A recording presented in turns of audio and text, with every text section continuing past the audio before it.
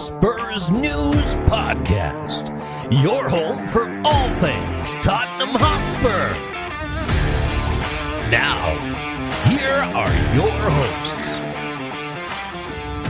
Hello everybody and welcome to a new episode of the Spurs News Podcast. I am Sam. Joining me to discuss in minute detail the last two games in the Premier League. We're going to go into every kick, every pass. It's Stefan.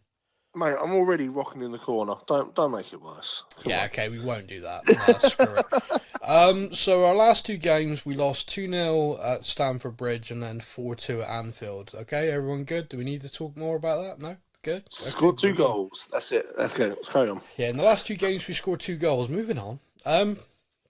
Yeah, so I'm not going to go into depth for the two games. I inflicted them on myself watching them. We weren't good. The teams we were playing weren't actually that much better, but they were better enough that they could score goals. It's all about being clinical. It's about being clinical. It's also just about confidence a little bit, I think. The team just looks completely devoid of any attacking confidence. And when you invite pressure on enough, it doesn't matter how good a central defensive pairing or how good a goalkeeper you are. You're going to end up conceding because it's just what happens. Yeah. So yeah, it's a bizarre thing right now. It's a bizarre thing.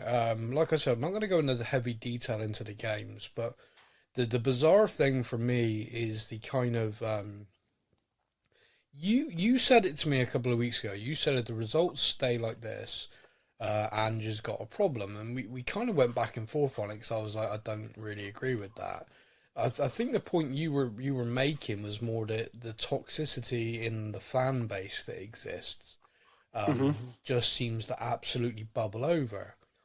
And I just can't get over the turnaround in the fan base on Ange Postecoglou over this season. So we go back to pre-season and everyone's just kind of like, it's like a complete unknown quantity. It's like a few of us have done a bit of research into him with other teams. Others have just been like, oh, we've appointed the Celtic manager. Are you kidding me?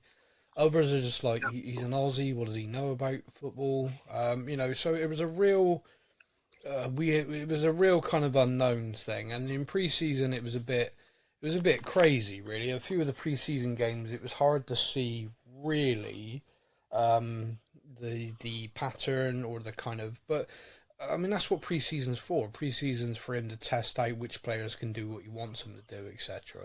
Yeah. And then we played the final pre-season game, which was against Shakhtar at the Tottenham Hotspur Stadium, and you could really see it then. You could really see the style of play, and I think Kane scored a hat-trick, which, was his final goals at our stadium, for us anyway.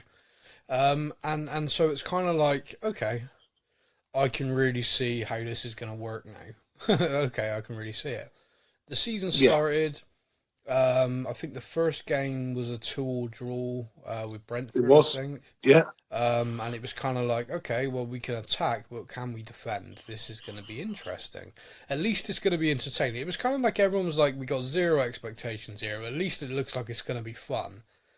And then from that, we then went the next, so it was 10 games total where we were unbeaten, forgetting the League Cup exit, which we all just kind of like went, ugh, another manager tried to rotate and another manager realised why we can't. He will realise there are 14 good players you cannot rotate for the cup games. Yeah. But I think, you've got Robbie Williams singing Loving Big Ange instead. You've got a stadium at the end of every game, together, united, a nightclub. You've got all of this kind of unbelievable goodwill, the kind of the Aussie, all of this stuff, all of this wonderful embrace. Every press conference, fans are clipping things he's saying and just like, oh, this is great. We've got a positive front foot manager. We've got this, we've got that. The Chelsea game was mental from the point of view that two of our most influential players in those first 10 games, Van de Ven and Maddison, both picked up serious injuries, like real serious injuries. Yeah. One that I don't think Maddison's fully recovered from. Van de Ven does appear to have, thankfully, but serious injuries to two very influential players. We had two other players sent off, and we lost the game. I think it was 4-1 in the end. 4-1, yet the fans were still cheering and singing as the fourth goal went in. And it was kind of like, whoa, we're really behind the manager and the team here. Yeah, wow, because it was this crazy thing of like down to 9 men, but rather than retreating to our box, we went, nah, screw this. Halfway line. We're going to push up, because we're going to hold this friggin' line, and we're going to make the game so condensed in your half. It doesn't matter if we've only got 9 men. Because we're just playing in your half. So, and it was just this insane intent from the team, from the manager. Everyone was on side. It didn't matter we just got thumped, because everyone just looked at it and went, this game's mad. 2 serious injuries, 2 sending-offs. We've lost. And 2 of the goals were, like, really late, so it was kind of like 2-1. Sort of goals, weren't they? Yeah, it was very nearly 2-2 from memory. We had this great chance, and then they scored these 2 kind of breakaway goals. So it was like...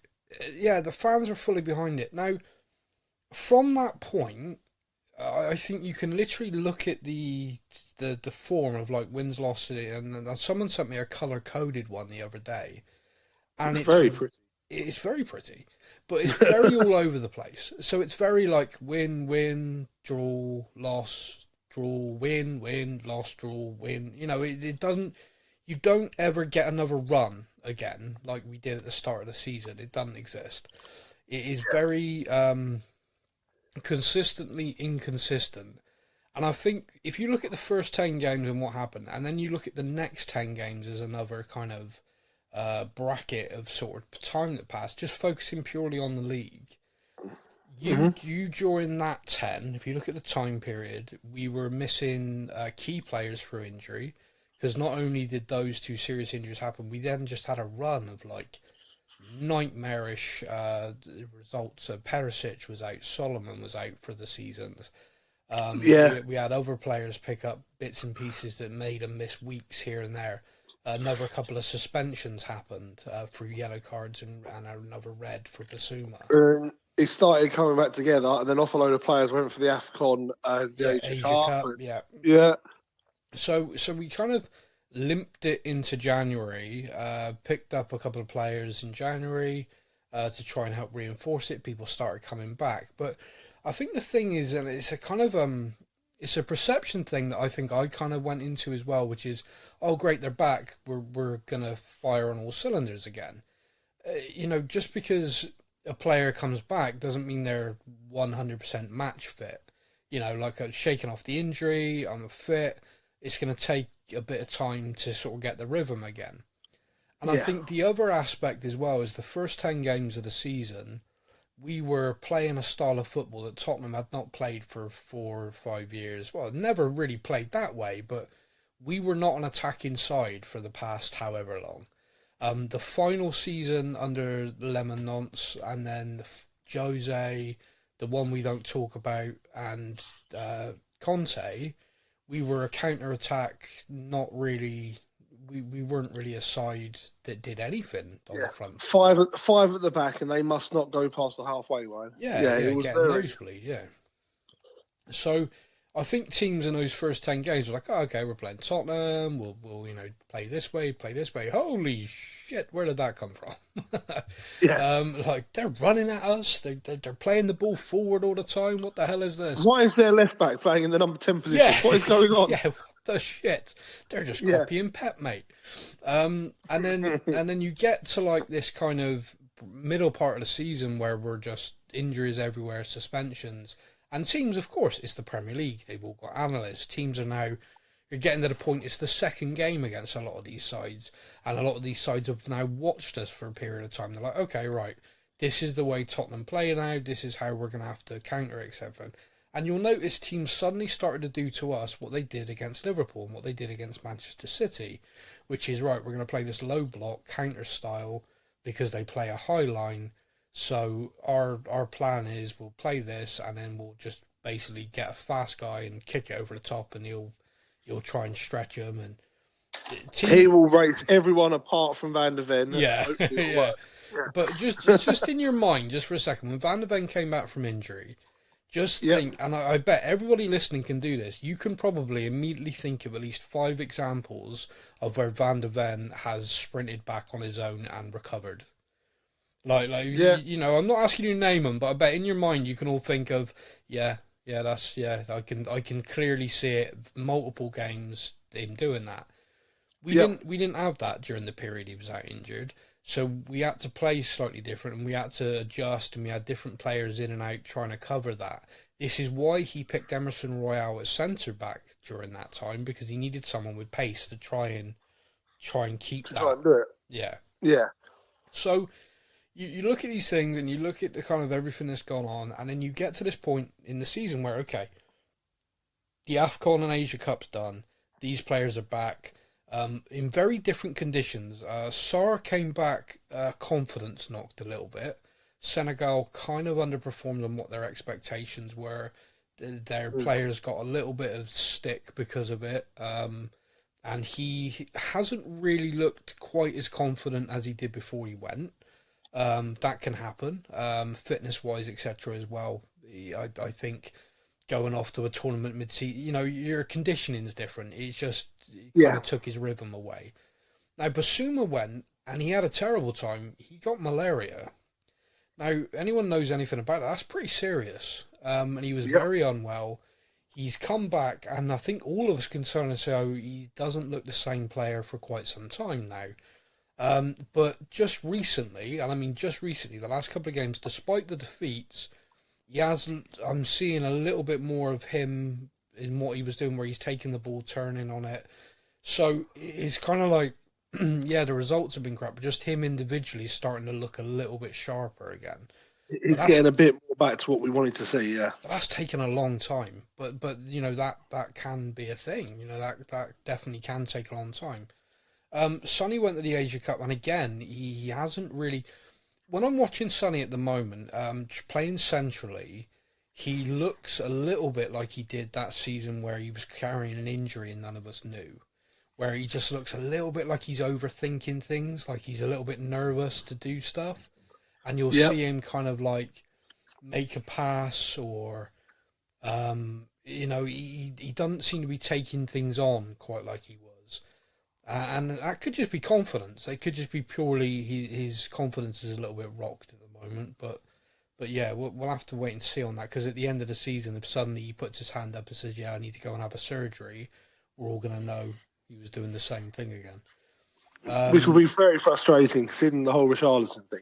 It will be, yeah, given what his advice to Richie, etc. And of course, Richie's had one of those seasons where, if he'd been able to stay fit, I think he'd have contributed goals a lot more.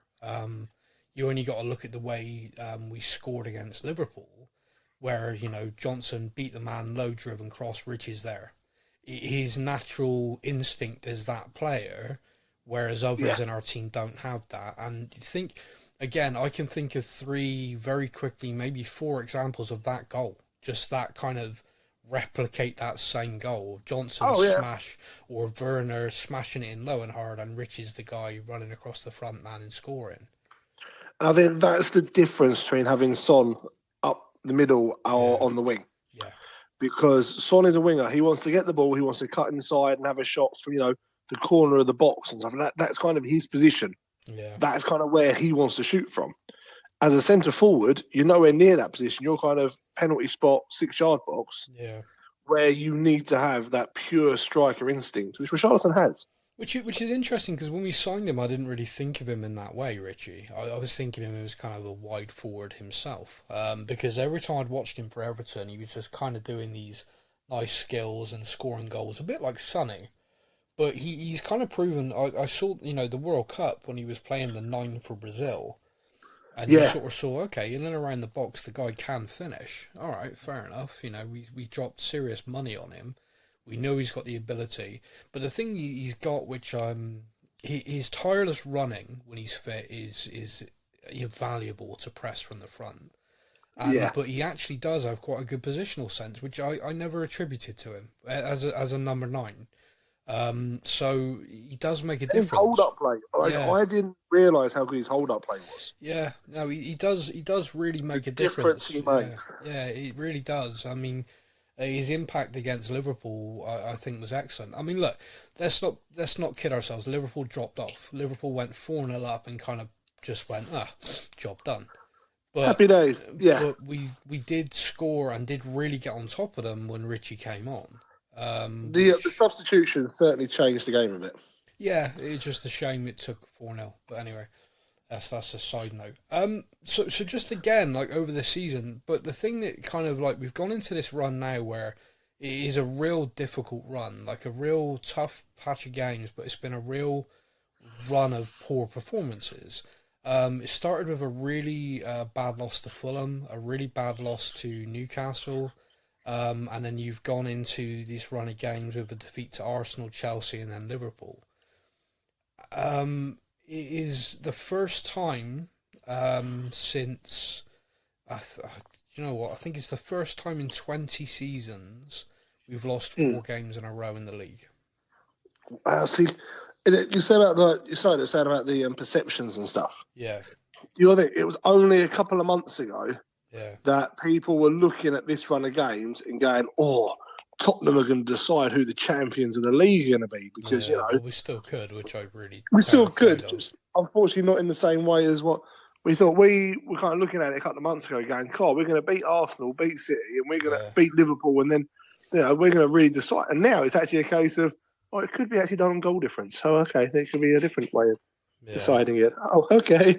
Yeah, no, I look at the way things have gone, and like I said, I want to come back to this kind of toxicity because what has surprised me over the last, so I was watching the Liverpool game, and also following along on Twitter, social media, obviously the posts we make to Facebook. That's me that does that. So I do read it. I don't engage anymore because I look at it as just every post is just people wanting to rant and wanting to argue. So I don't engage in it. I just kind of roll my eyes. But we go to like Twitter at the weekend, and there's people on there, and it's gone from a kind of, there was like an ironic few weeks ago of like, oh, Ange Out, you know, kind of, oh, things aren't going perfectly, so therefore we swap the manager. Ironic, eye rolling gallows humour kind of thing. So now a genuine, he don't know what he's doing, get Joe Mangle out of my club. And I'm looking at him like, you've got, like, I'm like, I really can't get my head around it. It's like this kind of, what do you actually, like, let's analyse this, okay? Let's say Daniel Levy watches that Liverpool game and goes, do you know what? I don't like the look of this. I don't like the way the team, we've lost 4 games in a row, the first time in 20 years in the league. I'm not happy. Don't like the attitude. Right, Ange, you're gone. Ryan, your team to the end of the season and we'll reassess, right? Mm-hmm. Let's say Levy actually pulls that trigger. Just you as a Tottenham fan for a minute, are you happy with that decision based on like he's just lost 4 games in a row and Levy fires yet another manager? Do you think that actually solves the problems at the club? Not even slightly. No, it just, and this is the thing that it almost feels like Tottenham fans have become conditioned by ENIC, and you know, even these guys who are ENIC out, Levy out, are now calling for Ange to go. And I'm kind of looking at him like, you are the definition of people here who you're not seeing the friggin' irony in this. Like, you have a go at people all the time.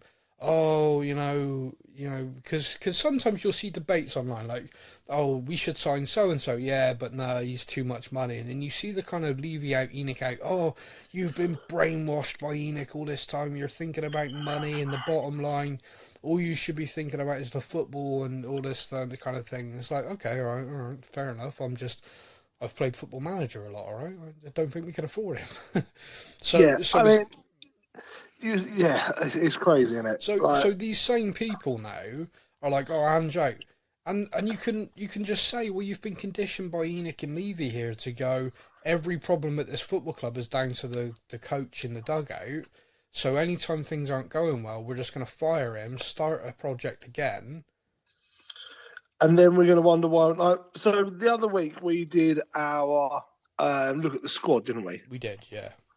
and we counted out 32 players, 33 players if you include Bergville out on loan at the moment. Yeah? Yeah. Yeah, so 33 players. And now when we were going through that, we were saying, keep them, get rid of them, etc. We were doing it very basically. Yeah. But I've got that list back out in front of me now. Yeah. And I'm going through and I'm like, okay, Vicario signed by Ange, Foster signed by a different manager, a couple of academy kids, Romero signed by a different manager, Van der Ven was an Ange, Radu Ange. Then you go through and it's like, oh, that's a Conte signing, that's a Jose signing. Yeah. Oh, look, there's a Pochettino signing. Oh, actually, look, that one there, that's a, we don't talk about him signing, you know. And if you go through it that way and then you go, right, so now Ange is out and the next manager that comes in has now got, what, Poch, Jose, Nuno, Conte, and it's 5 different managers worth of players. Yeah. No, and they wonder why we're constantly a team in transition. Well, it's because you've got 5 managers worth of players there going, hold up, so are we playing it as a counter-attacking team, a defensive team, an attacking team? What sort of a team are we again? It's a bizarre, it's like a bizarre thought process of where we're at, and I'm seeing loads of these kind of strange takes now on Twitter now. Thanks to the wonderful Elon Musk twat, you can now pay to have a blue tick, and you can also earn money for engagements when you have that blue tick. Worst thing to ever happen. So you will see now people do what I call the talk sport effect, which is you will say something so freaking ridiculous that it fires people up. You get loads of engagement and you go, yay, I can afford milk today. Because it ain't a lot of money, all right? But to people, it's like, haha, look, I'm winning. No, you just look like a dick, mate. So that happens a lot. So I've come to realise this, because for a while I was like, what the an idiot would ever think that? But now I'm like, oh, you're one of them, block. And I move on. Now, see, I've got to be honest, I hold my hands up quite regularly. At work, I have the smart device on, and I listen to TalkSport a lot during the day because most radio stations play the same 10 songs over and over. So therefore, I listen to talking radio, as I call it, instead of music radio. And I love my sports. So therefore, I listen to TalkSport because normally it actually comes across as a bit of like a parody. Yeah.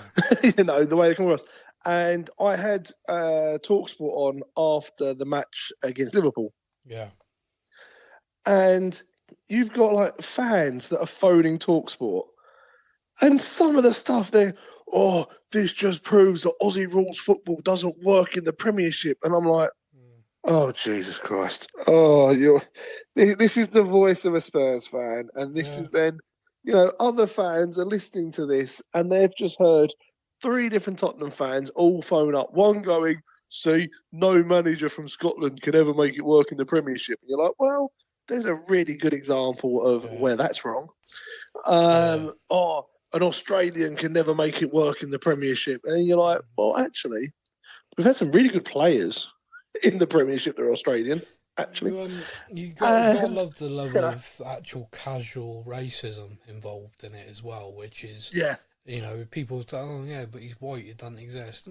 Yeah, you can be casually racist about just a culture and a nationality to just completely dismiss it. I mean, you're Australian, you're not good enough for the league. Yeah, well, you managed. That's a bit, you know. It's like, well, wait a minute.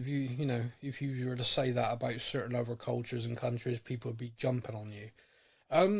So let me just read this to you. I'm not supposed to read it to you. I've got the quote, but I don't really want to quote him because he's an asshole. But in 2018, Mauricio Pochettino was manager of Tottenham, and he said the club needed a painful rebuild. Yes. Every single fan knew what he meant at that point. Looking at the squad, it had gone stale. And then he was fired not long after he said this needs to happen. Yeah. Now, the reality is, he looked at it and went, it's gone stale. They're not doing what I want them to do anymore. Some of them are too comfortable. We didn't make signings for a few windows, and when we did, we didn't bring in the quality that was needed. And he made it really clear that the club needed to change its approach to the transfers, the squad, and certain players needed to leave, that was going to be painful because we all had an affection to him, a painful rebuild. The club, in their infinite wisdom, looked at that and went, we got two choices.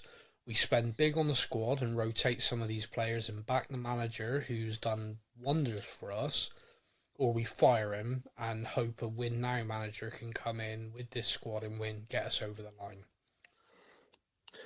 And then we'll fire him just before he has the opportunity to actually win something. Yeah. Well, that'd have earned him more money.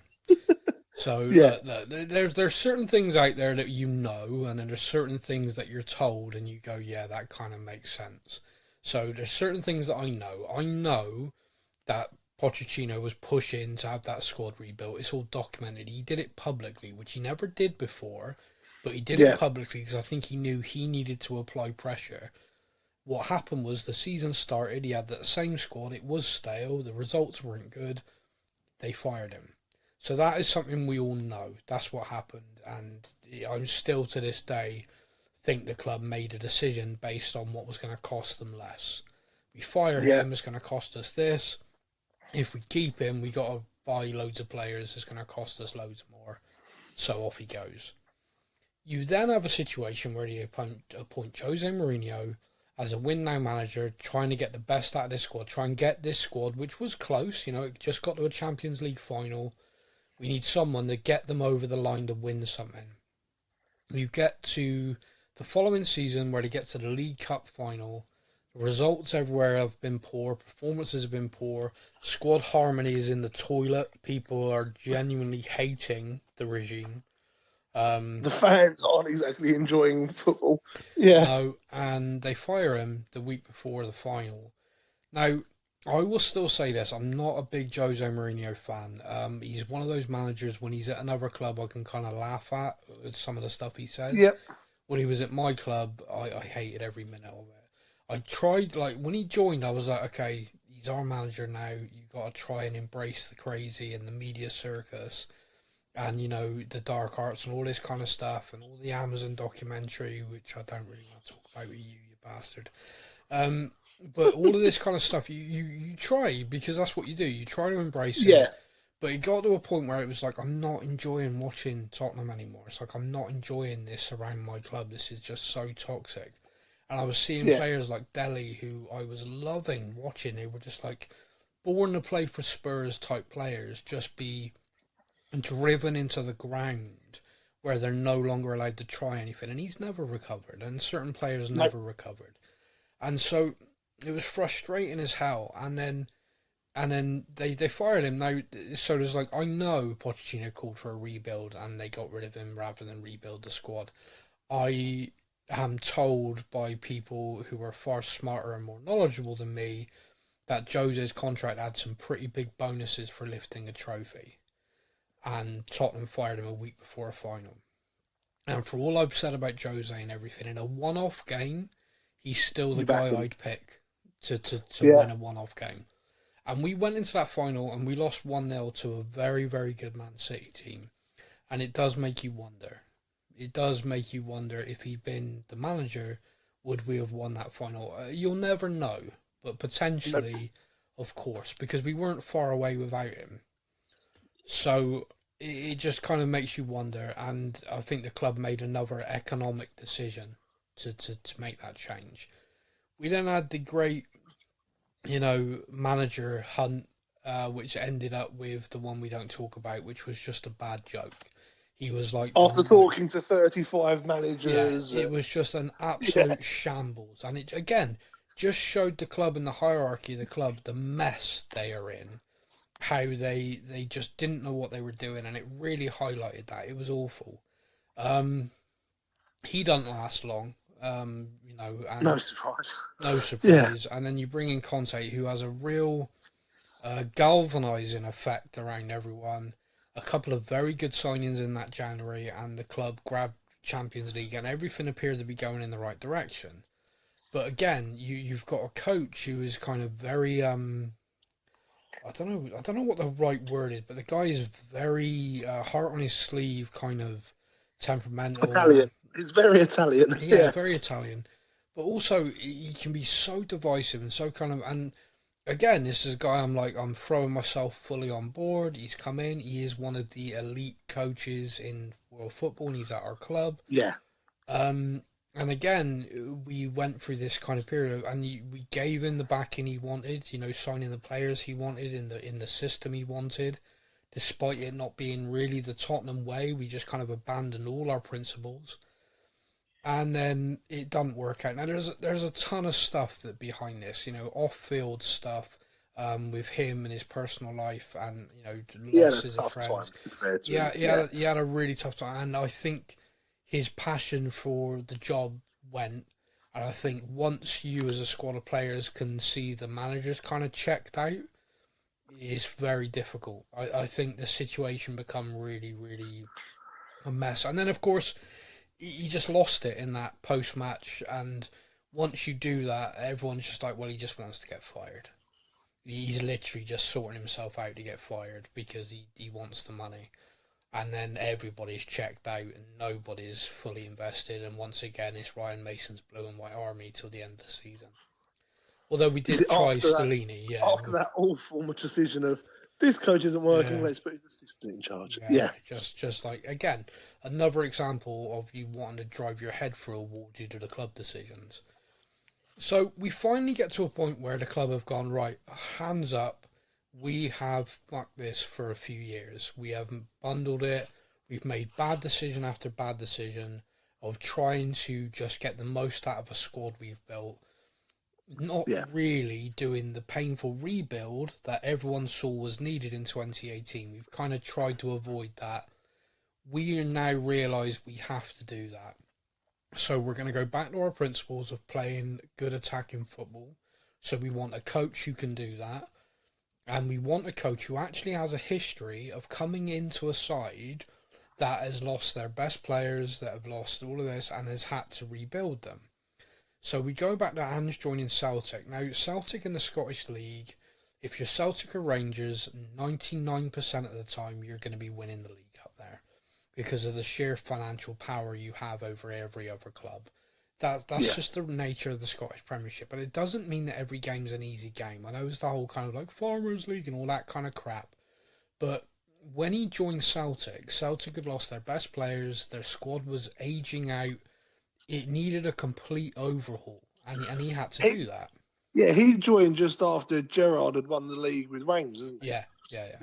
They just lost their top spot perch on the Scottish League, and everyone was like, "Whoa!" Yeah. Their top striker, I think Palace signed him, Edward. I could be wrong. Yeah. But so their best players, a few other players had gone as well. So it needed a complete rebuild, and it needed this rejuvenation. Now, it's kind of amusing that a few people pointed this out to me. You can find, thanks to the wonders of Twitter, tweets from Celtic fans from the first few months of Ange Postecoglou's reign up there. They are almost mirroring to the word in certain places what Tottenham fans are currently saying. It is spooky. It is like really like kind of wow. And then if you follow those same accounts and what they're saying, by the time he left, they were begging him to stay. They were like, no, like it's the best coach we've ever had. He brought us the best football, the best this, best that. But what happened was when he was initially there, all this kind of xenophobia, Australian, you don't know what you're doing, was there. All of this kind of like, it's like hilarious, like, the fullbacks, why are they out of position all the time? Every team's just getting wide and past us. This high line's ridiculous. Every team's just kicking it over the top and scoring goals for fun. And you're reading it all and you're like, wow, this is kind of basically what everyone's saying. It's like literally word for word. When was this tweet sent? Oh, okay, it was a couple of months into him taking over at Celtic. Now, the difference is at Celtic is they gave him that opportunity to rebuild the squad, and they gave him the opportunity to establish over 3 windows and get the team playing the way he wanted to play. He, in press conferences for weeks and weeks and weeks now, has been getting hammered for set pieces, goals we concede, this, that and the other. And what he keeps trying to drive home is, I am trying to establish Tottenham Hotspur to play this way of football. It is not easy. It is not a simple thing. This is not a kind of thing. And you have to be fully invested. You have to fully buy into it and believe in it. Because if you play this way, yeah, you might concede a goal from a corner. Yeah, you might concede this, that, and the other, but you're going to outscore everyone. And if you are on the ball and you're outscoring and you're attacking, then you don't have to worry about the spacing behind because you are on the ball, you are controlling the game. It is very much, I know the whole just copying Pep mate joke, but it's very much how Man City play. Man City look to dominate you. It's the way the peak Barcelona team played, which is, yeah, every now and again someone might score against us or whatever, but that's just the risk of the way we play, because we're going to play it with such a skill and a ferocity that you can't live with us, and we're just gonna keep coming at you at waves and attack, and we're gonna keep the ball. We're gonna drive you into the kind of the dirt. Now the top teams in this league play that way.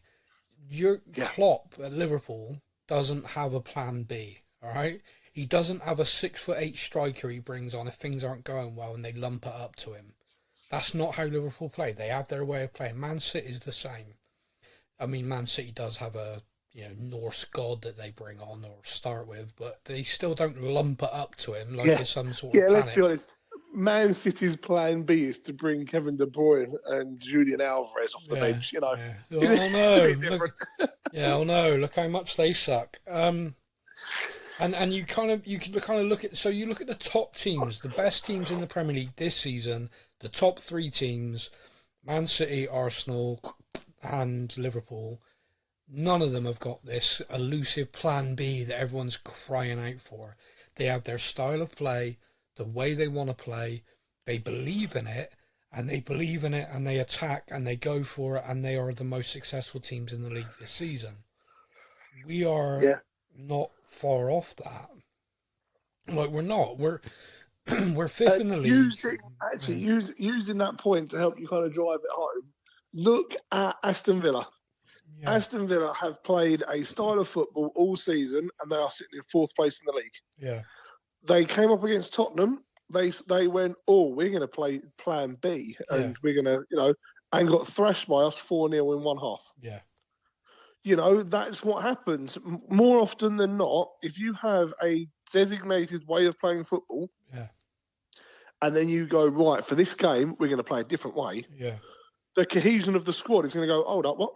Yeah, it just... And you saw it against Villa. Villa have had an incredible season. Let's not lie. Villa have had a very good season this season. Very good, yeah. But they have proven why top managers do not play a plan B, because when you do, your players don't know where they're meant to be, and you get beaten. Yeah. It is this kind of... I don't know where it is, really. I think it's it's kind of like an old-fashioned English football approach, which is, things aren't going well, get our big centre-half to go up front now and we'll just lump it up to him. It's this weird thing. You need to have a plan B, you need to have this, you need to have that. You need to have a system, you need to have the players that believe in it and play a certain way. And if you do that, you'll be successful. Yeah, you might have the odd result that don't go well. Yeah, you might concede the odd goal in games that don't, you think, that's preventable. But if 99% of the time you're on top and you're winning, everyone just rolls over that. Man City have had some odd results this year. Man City concede some goals. Sometimes you think, wow, they shouldn't have conceded that. But 99% of them, they're 4-1 up. They then go on and score, or they then go on to win, or they win the next game. Now, Tottenham at the moment aren't doing that. And so all of these questions and all of these things are being thrown around. But you've got to remember, this is season 1. Yeah. Like, season 1 for Arteta, Arsenal, and season 2, he finished 8th in those first 2 seasons. Jurgen Klopp, I think, finished 6th in his first season, but had less points than what Ange's got at Tottenham, and, conceded more and scored less than what we've done. You've then got Pep at Man City. Now, Pep at Man City did finish higher than everyone in his first season. But look at the frigging squad and the spending power. They were already league winners at that point. In his first window his first proper transfer window, he dropped 50 million on a player. And then in the first summer he then dropped 240 million on 3 players. Yeah. This is the level that Man City will back the guy, and he went on and then dominated, and every window Man City will do something. So typically January they're quiet. every summer they will drop money on players to improve or to keep the squad fresh and keep the squad moving, and they are always doing that. And some of them are headline grabbing. Grealish, 100 million, that's headline grabbing. Calvin Phillips, probably for the wrong reasons. But they will always make signings, and they will always rotate certain players in the squad. They will let certain players go if they're not getting the game time. They will keep doing it, and it keeps it fresh. It keeps it competitive. It keeps the players. They signed Haaland in the same window they signed Grealish. No, sorry, the following window. They signed Vardiol, probably the best central defender on the planet at his age range, and they're playing him as a fullback just to get him game time at the moment. I think the guy's still 20 or 21. Yeah, he's young still, yeah. So his Premier League experience week in, week out, once he moves into centre-back, will just be phenomenal. They brought him in to replace John Stones when John Stones finally stops. Yeah. And they're planning ahead. They're squad building all the time. They're making these signings and they're doing that. So we as a club are not to that level. We are not going to drop 60 million on a player that we're going to rotate for the next few years. It's just not the reality for us, not the financial reality. We are a financial powerhouse, but our owners don't exist in that world. They don't exist in that same kind of mindset. So we as a fan base, we can shout and scream about that, but that's not Ange's fault. That is not the football inside's fault. We can shout and scream at the club and say, you bastard, you got all that money, put it into the team. But if they're not going to do that, we have to still back the team. We have to support the team. There was that thing a long time ago, which is be mad at the club but support the team. Yeah, okay, I'm fine with that. If you have a genuine issue of Levy, Enoch and all of that, and I'm not saying everybody does, but if you do, then that's where to direct your anger. By directing your anger onto Ange and directing your anger onto this team, all you're doing is putting question marks in everybody's head. All you're doing is making them wonder, are we on the right path anymore? A few months ago, the whole stadium singing, loving Big Ange instead.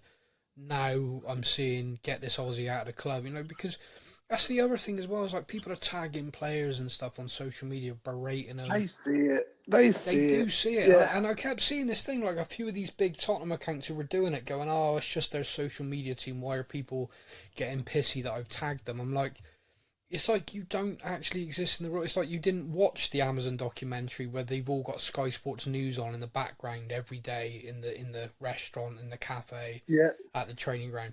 It's like you didn't realise that certain players have had to delete their social media because of the shit they're getting and the messages and the stuff they're being tagged in, or they've put it private.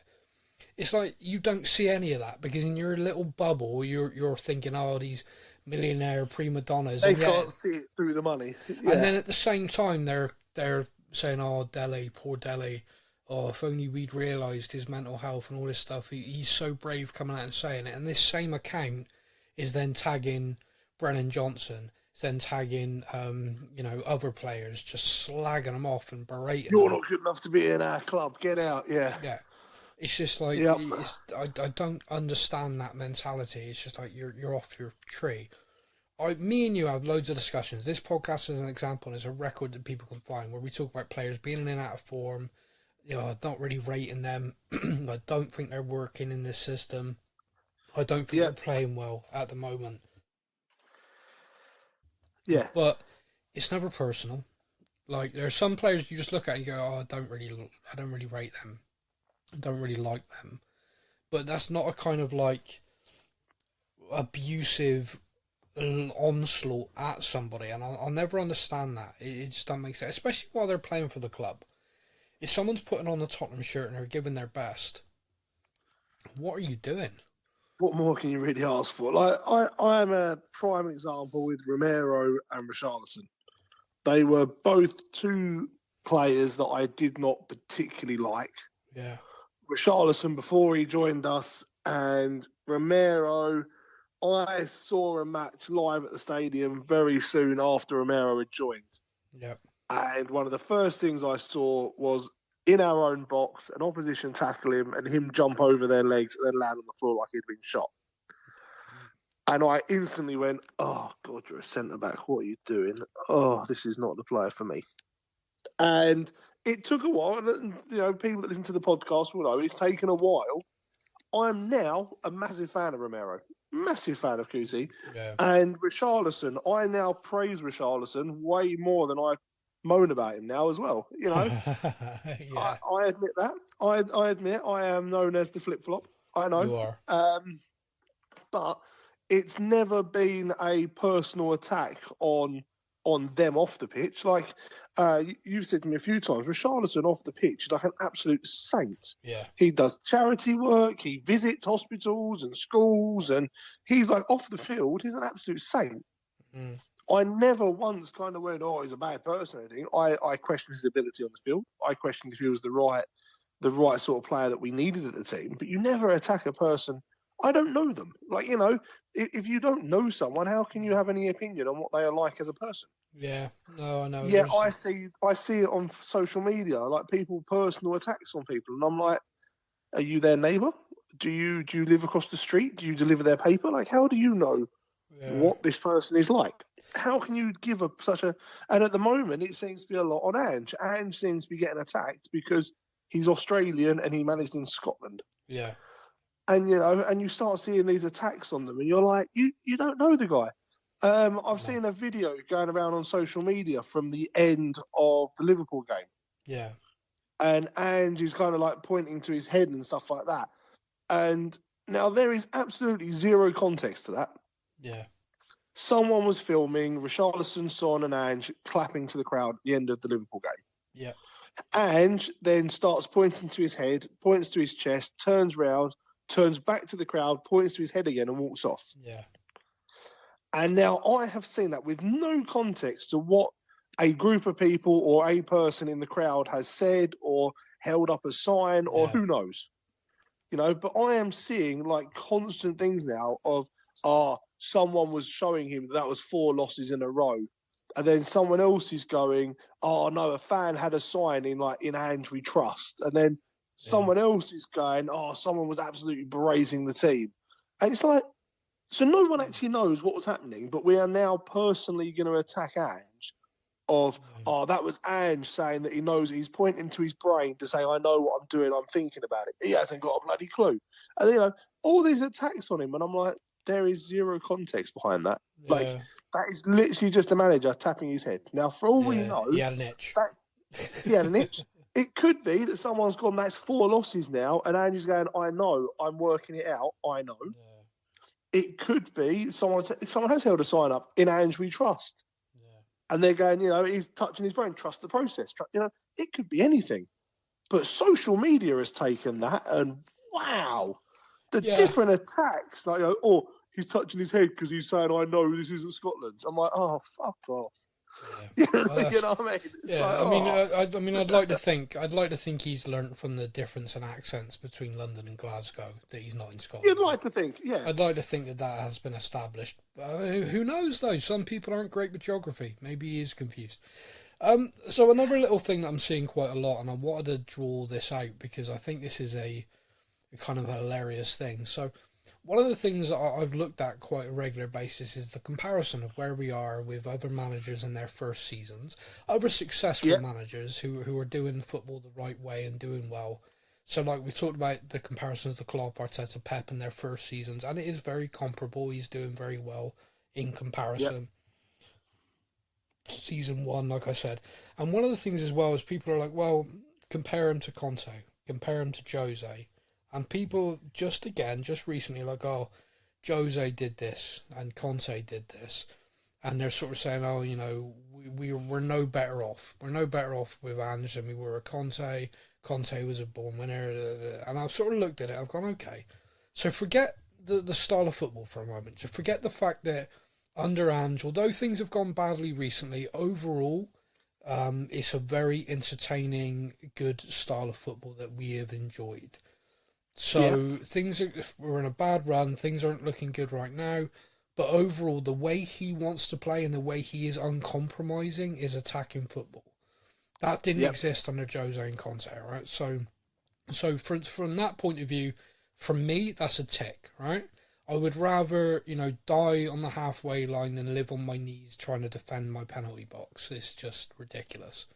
That was a quote I saw on Twitter and I liked it. So that's a tick, right? So for me, then you go like the league positions and the sort of win-loss records and stuff like that, and everybody is missing one massive, and I mean massive, factor from this comparison, and they're just glossing over it to fit a narrative, and that is Jose and Conte had Harry Kane. Yep. You add Harry Kane to this seat, right? So in the summer, Kane turns around to the ball and goes, "Do you know what? I've enjoyed this pre-season. Give me that contract. I'll sign it." Kane then stays. You can add easily to this team 20 goals. Now, the reason why I'm saying adding and not just like the team, because at the moment we've got the best goal spread we've had in 20 years, okay? The best goal spread we've had since before Kane, right?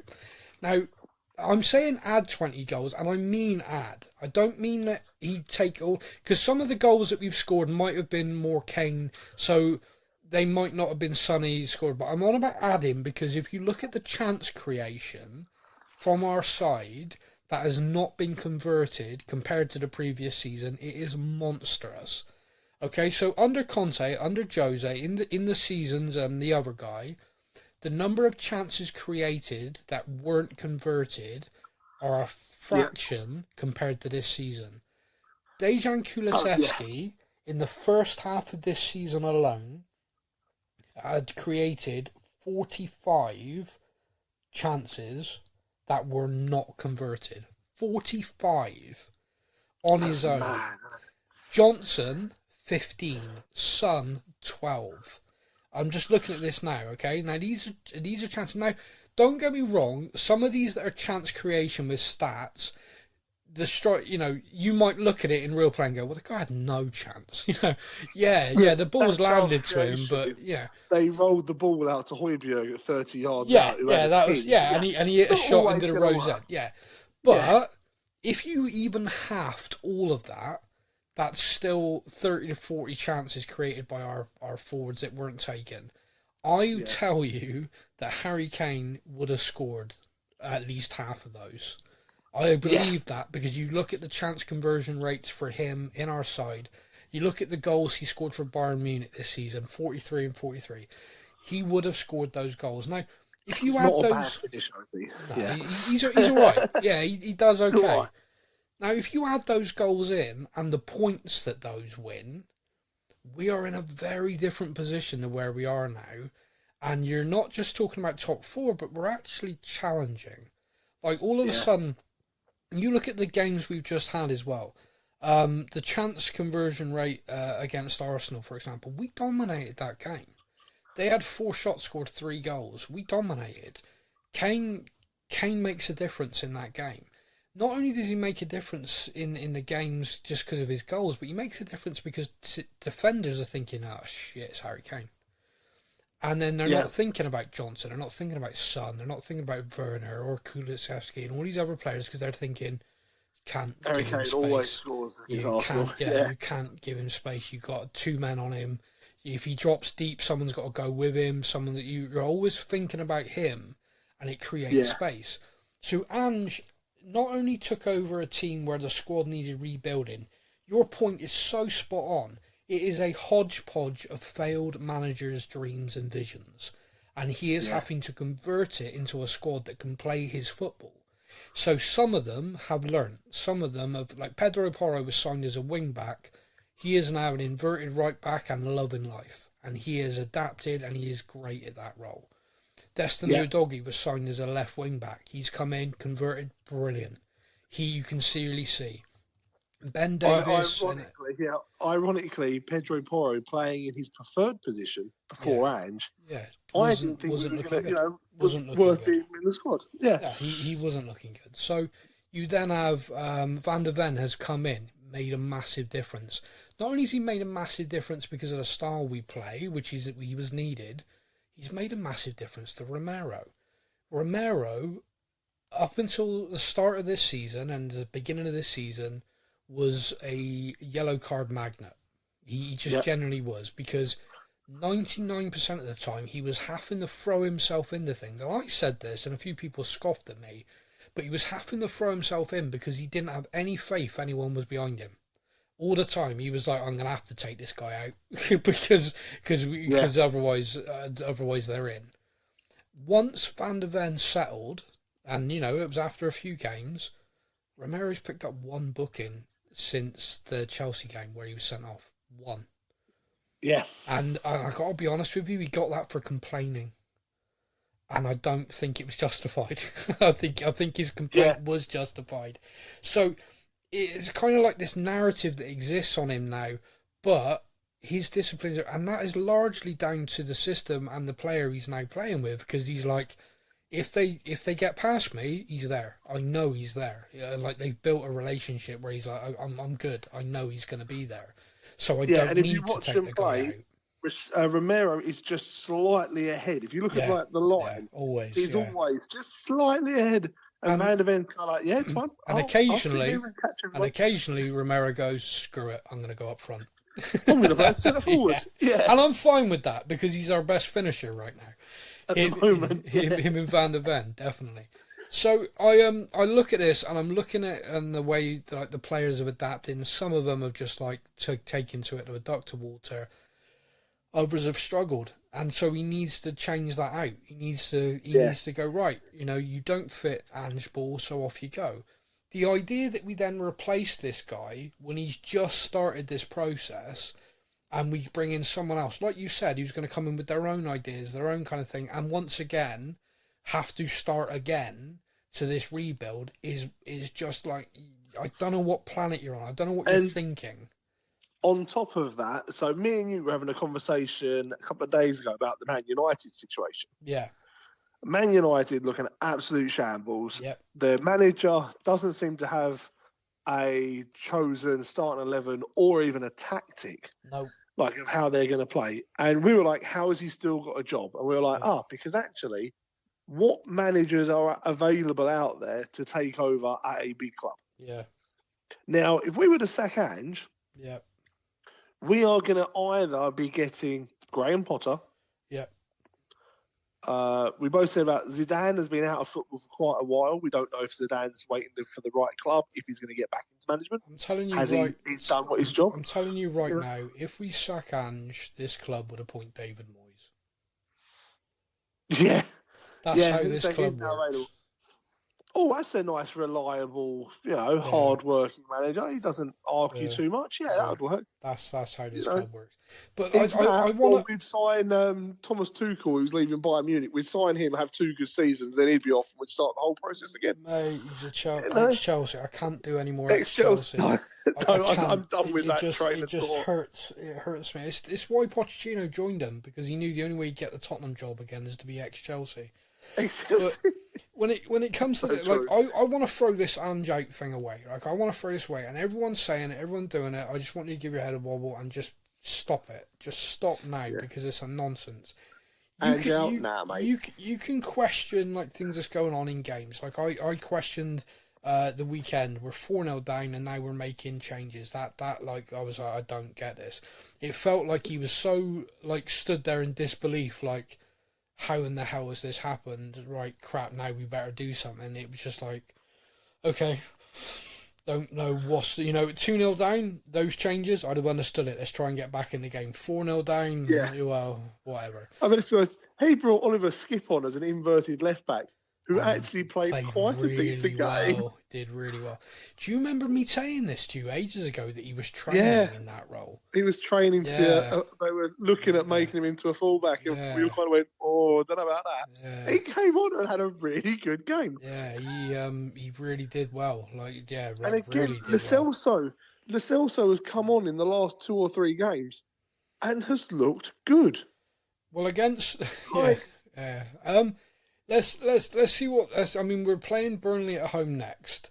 Yes. Everybody needs. I think we need to see a reaction. I think we all need to see a Tottenham performance, which is front foot, dominate, and we need a few goals. Like we need a win here. Now that's my problem at the moment, is the fact we lost to Newcastle and we're like, right, our next game is Arsenal. That's the big rivals. We need to see a reaction from that But Newcastle mate, we game. played really well again. Like this is And we such a did, and we played well. But then we had the Chelsea game, and we were like, oh God, yeah. right, okay, we need a reaction against Liverpool, and we didn't really get a reaction against Liverpool. But now we're back to it's Burnley. We need a reaction. It's like, it almost feels like we're being very reactive. Whereas I want to see us going right.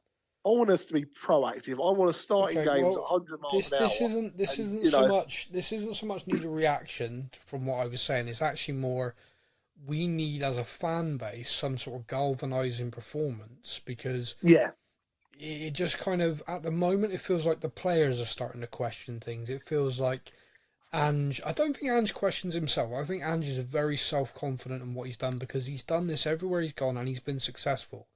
Even though at the start it hasn't been. Like when he arrives at clubs, every club he's been at is a big, tough transition.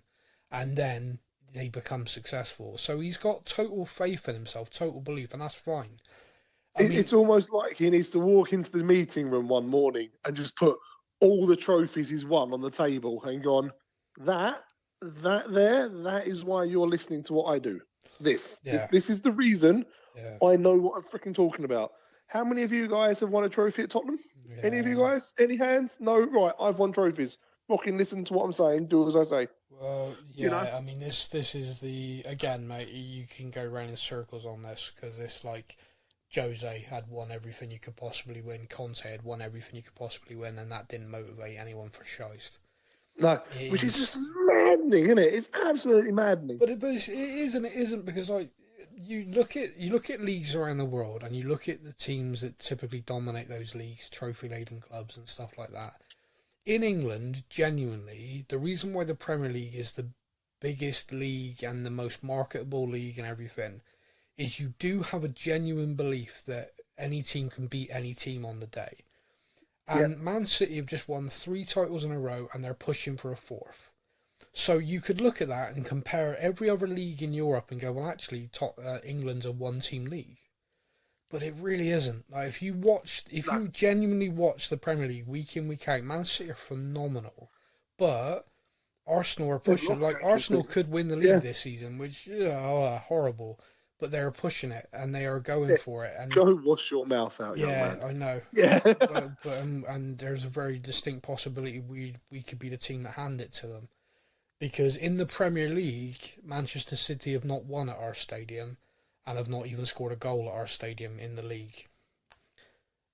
I just, like, I can't... Is there anything more Tottenham Hotspur than handing Arsenal the title by beating Man City after being on a run of shite? Yeah, wait a minute. No, I'm not going to cheer that at all. I will not cheer us beating Man City in the slightest. I don't care what it means for anything. No.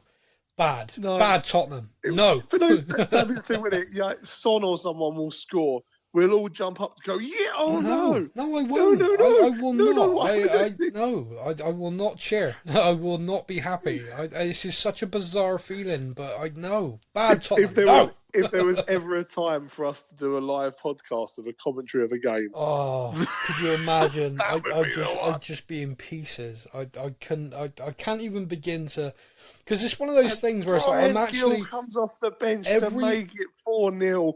Why are we doing this? Every time Arsenal play at the moment, I am begging all of my gods that they lose. Because I need something to allow us to have a result against Man City. Because during our injury crisis, with players off abroad and players out injured, we went to Man City with Ben Davies and Emerson Royale as our centre-backs, and we drew 3-3 with them. And it was an even game. Like, we have this, like, Man City fans are just like, of all the teams it could come down to, of all the stadiums we'd have to go to get a result, this is a nightmare. I'm like, they're the most dominant side in English football for the last 3 years. I'm genuinely terrified of coming to our ground. Like, I saw a Man City, one of the big, the Citizen, big 400,000 followers on Twitter post a thing saying Tottenham are on their worst run in the league for 20 years. You know what's going to happen, don't you? And I'm like, yeah, and I don't want it to. I'm a Tottenham fan, and I'm telling you, no. Bad Tottenham. Don't do it to me. Like, if you're allowed to lose that game, and I'm fine with it. Like, you can get dicked in that game, and I will still love you. Do not We win could that play frigging the under game. nines. I don't care. Like, honestly. Did you know this, right? Because I joked about this the other day, and some smart ass said you can't do it, it's against the rules. Do you know there are genuine rules, competitive rules about making wholesale changes in games? Yes. Is it something strange? Like if you make more than 5 changes, So if they you if have they to be able to answer why. yeah. Yeah. So like if you let's say you've got a game and you've got like a Champions League game or something coming up, the league's kind of done and you rest players, you can kind of tick that justification box. Tottenham wouldn't have any justification for suddenly fielding a weakened team against Man City other than, fuck Arsenal. Which I think should be allowed. I think personally that should be. I think personally the Premier League should look at that and go, well, yeah. I mean, to be fair, they don't like you, but it's horrible. I hate. Oh no, I hate thinking about it. So let's focus on Burnley. So let's focus on the video game. Burnley. It's not going to be an easy game because if they lose that, they're down. Yeah. So they're 99%. Like they've got a foot and a half already in the Championship. Their toes are hanging on, and it's like, they're going to be playing out their skin. So the Burnley game is going to be interesting because I'm really hoping Richie starts at 9. And if he does, I feel very confident that we can score goals again. I just think we look better with that focal point. I'm hoping that that's the case, and I'm hoping we can win that game, and I'm hoping we can play some good football. And I hope the fans can enjoy that day as the last home game, even though technically the Man City game's the last home game. But in that game, we have a very different agenda, okay? but my point is... This is the last home game to win. Yeah. Now, of course, if Arsenal were to lose, then all of a sudden I'd feel better about the Man City game. Like, win, lose, or draw. The problem is they're playing Man United, who just got dicked by Palace 4-0. Which I'm really hoping that's a good sign. I'm really hoping. God, if you ever need a reaction, please come on. It's not going to be like it's just Arsenal going to walk it because teams seem to be bending over for them. It's like the frigging Leicester thing all over again. It's like, oh yeah, go on, they don't want Man City to win again. Go on, you have a go. It's like no, fucking someone stick one on one of them. Come on. I'm hoping it's going to be United. Even if they just get a draw. Yeah, I know. Just get a draw. Just do something. A little bit easier. Yeah, just to make my heart rate a little bit better when we're playing Man City, because I tell you what, it is going to be a weird atmosphere. Like Tottenham take the lead in that game, and I swear there's going to be silence, like crickets of like, Like, there'll be a few people cheering, getting thumped. What are you cheering for, dumbass? Sit down. What? Like, no. When I looked at the table, and I was like, okay, so Arsenal are in top of the league, but Man City got that game in hand. That's shit, it's us. Yeah, it is us. So this weekend, if both Arsenal and Man City win again, it is literally all on our game, really, because. That is the game in hand. It's the game in hand, which takes it into the last day of the season, which is... Oh, no! It is so painful. It is just like, no, bad Tottenham. Don't even think about it. I don't care. Why? I want you all to have lasagna the day before. Just. We know what my betting history is like. I'm going to go put a bet on Tottenham to win. Yeah, guaranteed, man. Seriously, I put 20 quid on at the start of every season. Or no, I tell you, I put 20 quid in a betting account at the start of a few seasons ago, and then I win little bets, silly bets throughout the season, and then I empty it and keep 20 quid to start the new season again. I'm at like 60 something pound in there at the moment, and I'm going to put it all on Tottenham to win. I am willing to lose all of that money, and that way, if we do somehow win, at least I'll have a small financial cushion to make me feel better. Yeah. The bit that makes me laugh the most, let's say about my betting history be crap, yeah? Yeah.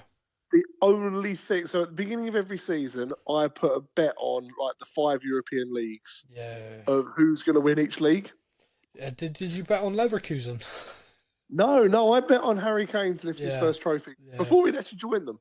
Okay. Once he joined them, I realised that bet was done and void. Yeah. But Yeah, that's the only one to not win so far. And I'm like, do I just put the money on Tottenham to beat Man City and just, like your theory, at least then you get a little bit of solace at the end of it. Yeah, not much though, because one of my best friends on this planet is a Gooner, and she will fucking love it if she would just. Yeah. She's already my torturing stepkids are me. Arsenal. Yeah. Yeah, but we got time to change that. We got time to convert that. It doesn't matter what their dad is. We can their sort dad's that. a Gunner. Yeah, it doesn't matter. They follow him, and I'm like, we can fix that. Don't worry about it. Up until last season, it was great because I used to turn around and go, "Yeah, but you weren't born last time. You finished above us." Yeah. And now they're at the look and win the league, and I'm like, no. Yeah, no, don't worry. My daughter turned 16 this year. Never seen Tottenham win anything, and that's a sad thing. But anyway, shaking that off. Like I said, there's a lot going on. There's a lot of chat going on. I hope we've kind of put some of it in a little bit of perspective this week, because I really do wonder what the thought process is behind trying to swap the manager right now. It's a terrible idea. Yeah. We got to back him. We as a fan base, like I said, you can be angry at the club and you can be annoyed at the club and the way they've mismanaged things for years and years and years. None of that's on Ange. We need to back him. And if we can have a big summer, then next season's going to be very interesting. Oh, mate, don't do that. That's what we say every year. I know there's a lot of rumours out there about players going out and how big a summer it's going to be, and I'm just like, oh, please. It has the makings. We need that painful summer. We need that summer where every day you load up Sky Sports News and you go, oh, no, not them leave. Oh, man. Remember when they did this? Oh, it's just such a shame he's leaving. I love that player. Remember this, remember that. And we need that desperately. Like, I need a summer of, like, depression where all these players that I have loved wearing the Tottenham shirt, but they do, like, we were saying about Ben Davis and stuff like that, players I love in a Tottenham shirt, but is now at a stage of, okay. I got news for you. We could have a summer of depression because Arsenal could win the league and then we got England to watch. Oh, fuck. Yeah, so there we go. We got summer of depression anyway. Look, in this window that's coming up, there is undoubtedly a lot to be done. Now, this window, Scott Munn is in charge of all football side of things. Daniel Levy is just signing the checks, just signing off on things. So, in theory, it's going to be interesting. But in theory, we have already seen that we've done business faster and earlier. That has been a change that has happened under Scott and is something Ange has pushed for. We also know that Ange will talk to the players and make an assessment. So we could scout someone into the ground. All the data could suggest that if Ange talks to them and goes, nah, they're not right for me, didn't like them, didn't like the attitude, then we don't sign them. So that is my reason why I think we don't sign Ivan Toney. Well, we're being linked with him heavily, and it's one of those things where I have a real issue with some of the stuff I see him say on interview. And if we sign him and Ange has had that conversation, then I'd have to go right clean slate. Let's see what he does for us, because I'm kind of trusting Ange's metric on this. But like I said, Burnley's next. We need to see a performance. I think all of us need to see it. We need to see Ange ball at the Tottenham Hotspur Stadium for the last time this season, because you know what I'm saying. Don't do it. Next game is don't do it to me, Tottenham. I can't even imagine losing to Burnley, looking at the barrel of 5 straight defeats and in the Man City game, because every Tottenham fan knows what that means, and I don't want it. No, bad Tottenham. Yeah. Don't do it to me. So let's hope for a good win against Burnley that we can all enjoy, and then just take the next week off, the next game off anyway. So that is it. There's only 3 games left in the season. Burnley, Man City, and then we finish up Sheffield United away. So then that is it. The season's done. So we got this show, and then obviously we'll have the show discussing the Burnley game next week, and then the show after that we'll be discussing the Man City game and the conclusion of the season. So that's kind of crazy. Absolutely crazy. So stick with us.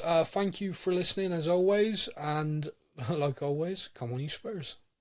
Come on you Spurs.